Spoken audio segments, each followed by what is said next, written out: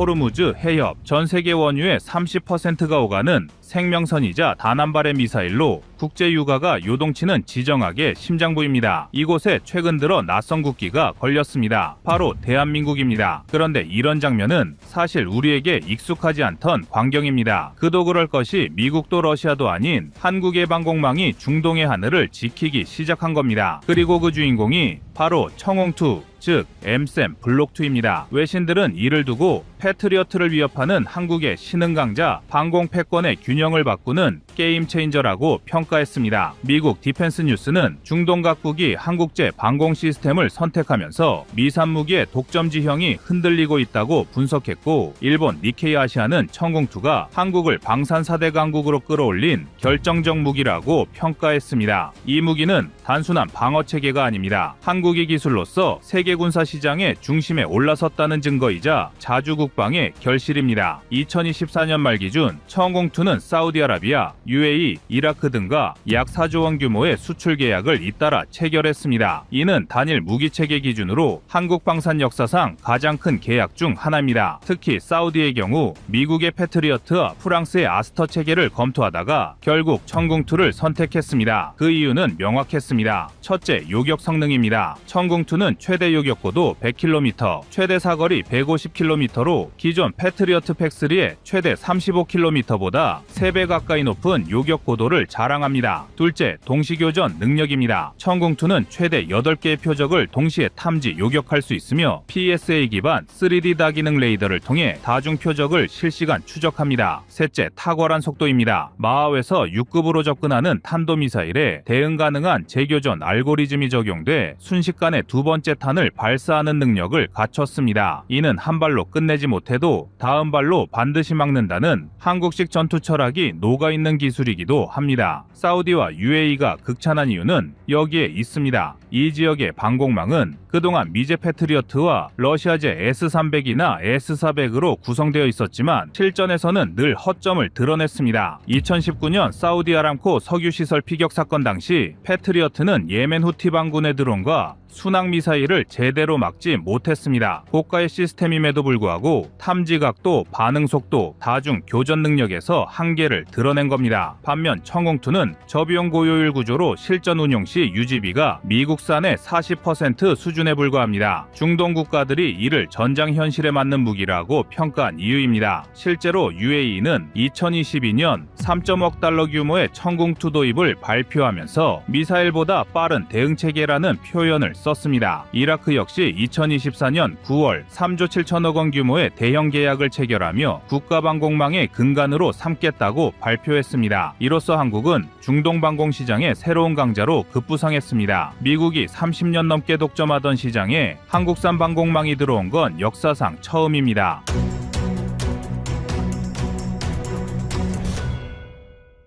중동 국가들이 미국 대신 한국산 무기를 선택한 이유는 성능과 가격의 단순 비교를 훌쩍 넘는 국제정치적 계산과 실전 경험에서 비롯됩니다. 먼저 가장 직관적인 원인은 신뢰의 문제였습니다. 2019년 아부카이크 유조시설 피격 사건에서 패트리어트 계열 체계가 기대만큼의 방어 성과를 내지 못했다는 경험은 중동 여러 나라에 깊은 인상을 남겼고 비싼데 효과가 미흡하다는 불신으로 이어졌습니다. 이런 불신은 단순한 기술적 흠결을 넘어 미군과 미제 무기가 우리를 100% 지켜주지 못한다면 대안은 무엇인가? 라는 실용적 질문으로 바뀌었습니다. 또한 최근 몇 년간 미, 중, 러 간 외교적 파고가 심해지면서 미국산 무기 구매가 정치적 레버리지로 작동할 가능성을 경계하는 목소리가 커졌습니다. 미국 의회의 인권과 정책 이슈로 인해 무기 인도 허가가 지연되거나 대형 거래가 미의회 정치적 논쟁의 대상으로 떠오르는 사례가 반복되자 중동 바이어들은 아예 정치적 조건 없는 안정적 공급을 우선순위에 두기 시작했습니다. 과거부터 전통적인 미군 플랫폼은 초기 도입비뿐 아니라 지속적 소프트웨어 업데이트, 라이선스 비용, 부품 조달의 제약 때문에 장기 보유비가 크게 늘어납니다. 반면 한국산 체계는 초기 가격 경쟁력, 운영, 정비의 현지화 가능성, 그리고 현장에서 바로 쓸 수 있는 맞춤형 세팅을 앞세워 총 비용을 낮춘다는 점을 부각했습니다. 실제로 몇몇 중동 고객은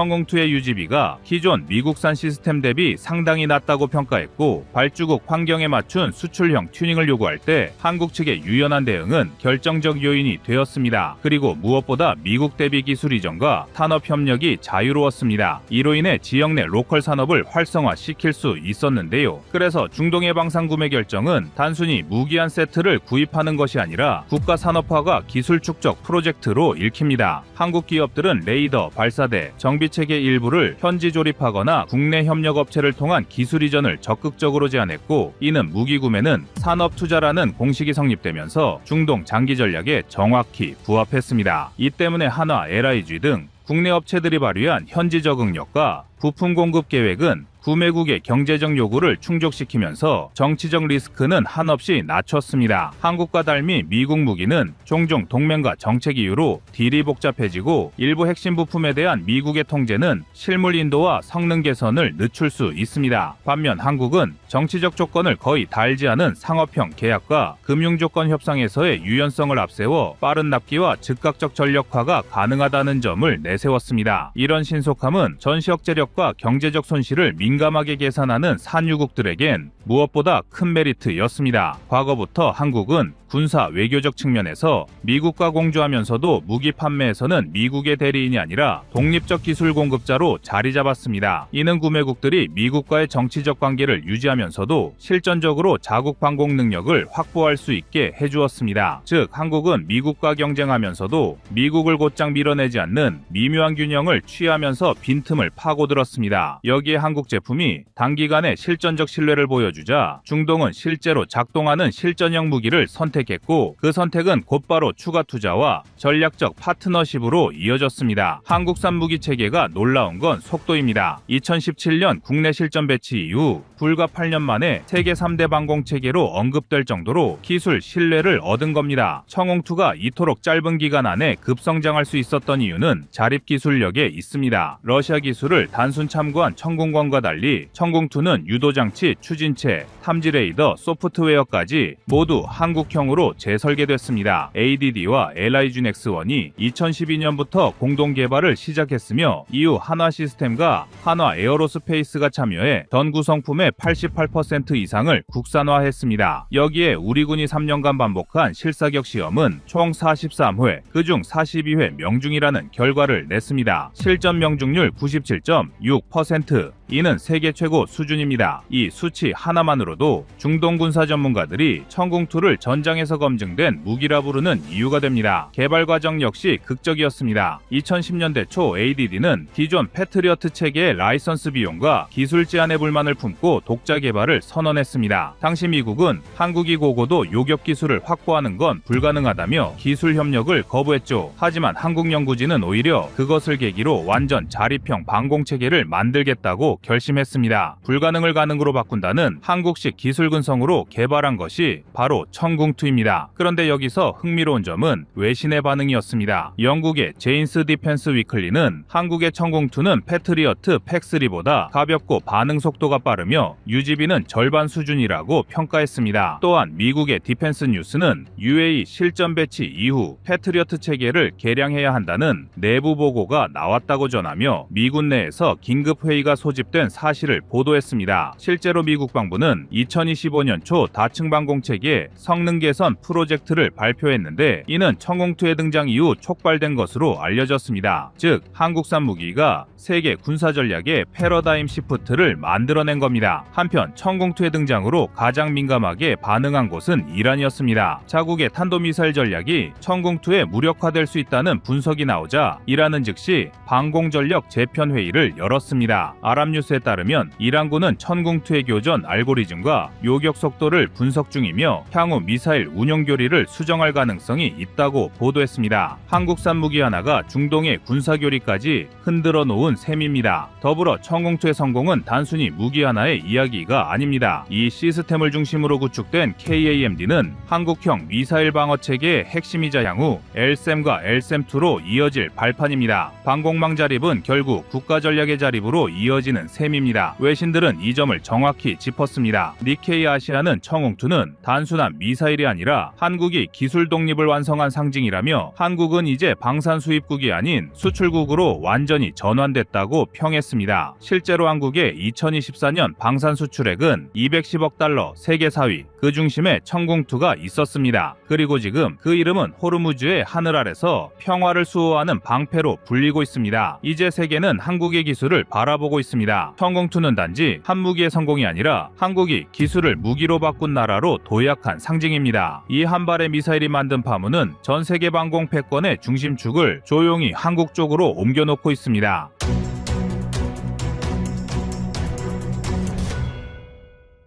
다음은 25년 9월 23일 한국 청공3 마침내 개발 추진 한다 영상입니다. 이번에 개발되고 있는 청공3는 성능 면에서 미국의 대표적 중거리 방공체계인 패트리어트 팩3 MSE와 비교될 수 있습니다. 패트리어트 팩3 MSE는 탐지거리 약 150km, 요격고도 최대 25km입니다. 또 요격 속도는 마하 4.5 수준으로 알려져 있습니다. 반면 청공3는 탐지거리 300km 이상, 요격고도 30km 내외, 요격속도 마하 5 이상을 목표로 개발되고 있어 정량적 수치에서 한 단계 높은 성능을 지향합니다. 뿐만 아니라 동시교전 능력도 주목할 만합니다. 팩3가 수십 개의 표적을 추적하고 9에서 10개 정도를 동시에 교전할 수 있는 반면 청공3는 수백 개의 표적을 추적하고 그중 수십 개를 동시에 요격할 수 있는 능력을 확보하도록 설계됩니다. 또한 비용 측면에서도 우위가 뚜렷합니다. 패트리어트 팩3 한 발의 요격탄 가격은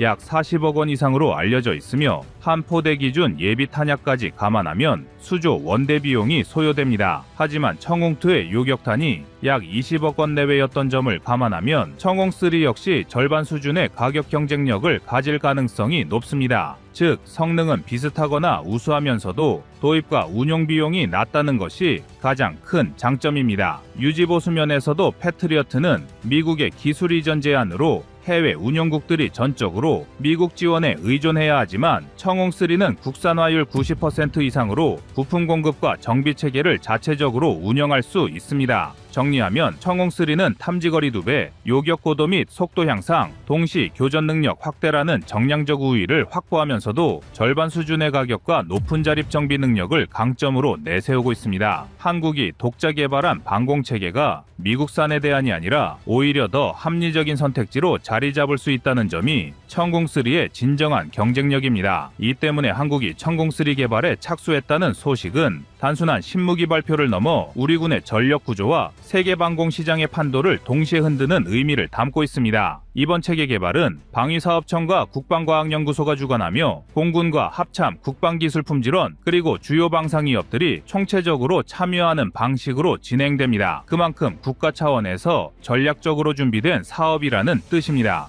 이 때문에 기존의 청공 시리즈보다 기술적 진화 부분이 가장 두드러집니다. 청공2가 이미 중거리 방공 체계로 성공적인 평가를 받았음에도 불구하고 한계는 분명 존재했습니다. 대표적인 것이 탐지거리와 요격고도였습니다. 청공2는 40km급 탐지거리, 20km 내외의 요격고도에서 제한적 운용이 가능했지만 북한이 점점 더 다양한 비행 프로파일을 가진 탄도미사일을 배치하고 초저고도 순항미사일이나 무인기까지 다층적으로 운용하는 현실에서는 대응력이 충분하지 않았습니다. 이에 비해 청공3는 탐지거리를 300km 급으로 끌어올리고 요격고도를 30km 이상까지 확대해보다 높은 고도에서 위협을 제거할 수 있도록 설계됩니다. 또 레이더 출력만 보더라도 기존 대비 10배 이상 상승해 수백 개의 표적을 동시 추적하면서도 가장 위협적인 수십 개의 표적을 동시에 요격할 수 있도록 체계화된다고 알려져 있습니다. 이는 전장에서 다수의 드론, 순항미사일, 탄도미사일이 동시에 침투하는 복합 전술 상황에서 절대적인 우위를 보장하는 요소입니다. 요격탄 성능도 획기적으로 개선됩니다. 2단 고체 로켓을 적용해 사거리를 늘리고 고도 상승 능력을 강화함으로써 고속으로 재진입하는 탄도미사일을 더욱 확실히 저지할 수 있게 됩니다. 무엇보다 중요한 건 파괴 메커니즘의 변화입니다. 이전에는 고폭 파편탄두를 장착하여 미사일이 목표물과 수미터 이내에 접근하면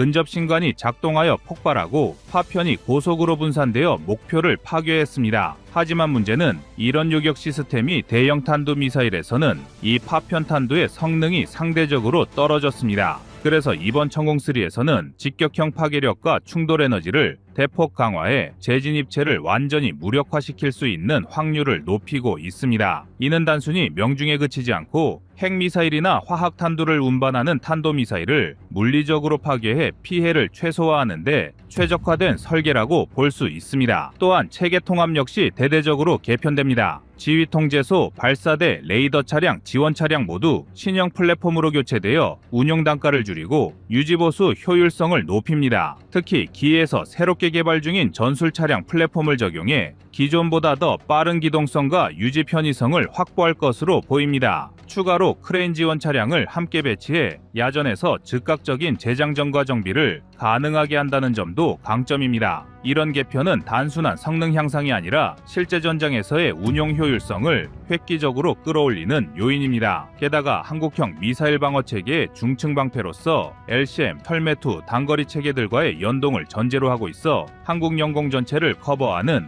입체적 방공망의 중심축으로 자리매김하게 됩니다. 해외 동급의 요격 체계와 비교해보면 천공3의 의미는 더욱 분명해집니다. 덴마크가 패트리어트를 제치고 프랑스와 이탈리아의 SAMPT-NG를 선택한 사례가 대표적입니다. 패트리어트가 걸프전 이후 전 세계 방공 시장을 사실상 독점했지만 우크라이나 전쟁에서 그 성능과 생산 한계가 드러나면서 균열이 시작된 것입니다. SAMPT-NG는 사거리 150km, 요격고도 25km급의 성능으로 덴마크의 실전평가에서 패트리어트보다 우수하다는 판정을 받았습니다. 여기에 프랑스와 이탈리아가 대규모 생산 확대에 나서면서 유럽 시장에서 새로운 대안으로 떠올랐습니다. 하지만 이 체계 역시 직격 파괴력과 장기 운영 신뢰성에서 한계를 지니고 있습니다. 이 틈새에 한국의 천공3가 파고들 예정입니다. 미국의 패트리어트 수준의 성능과 SAMPT보다 빠른 요격 속도, 더 긴 탐지거리라는 차별성을 가지고 있어 유럽 국가들에게 새로운 옵션이 될 수 있습니다. 특히 폴란드, 루마니아, 발트 3국처럼 러시아 위협에 직접 노출된 국가는 패트리어트의 높은 비용과 기술 이전 불가 문제에 불만을 가지고 있기에 한국의 유연한 패키지형 수출 전략이 강점으로 작용할 수 있습니다. 러시아제 방공체계의 신뢰성 하락도 한국에게는 기회입니다. 터키가 도입한 S-400이 유지보수 부품 부족으로 가동률이 떨어지고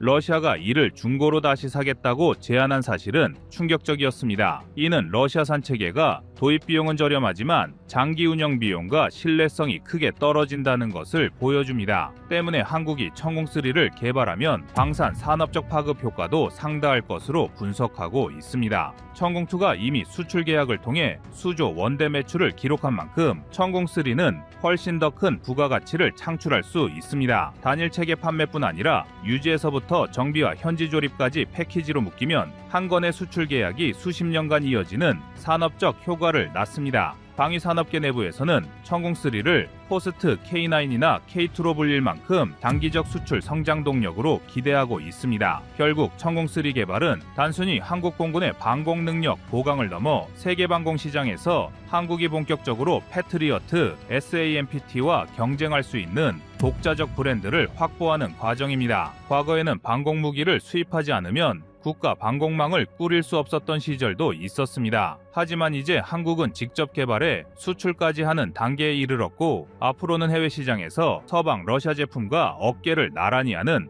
어쩌면 그 이상을 노릴 수 있는 위치에 서게 되는 것입니다. 이 점에서 천공3는 단순한 무기가 아니라 한국의 방산 자존심을 보여주는 상징적인 프로젝트라 할 수 있습니다.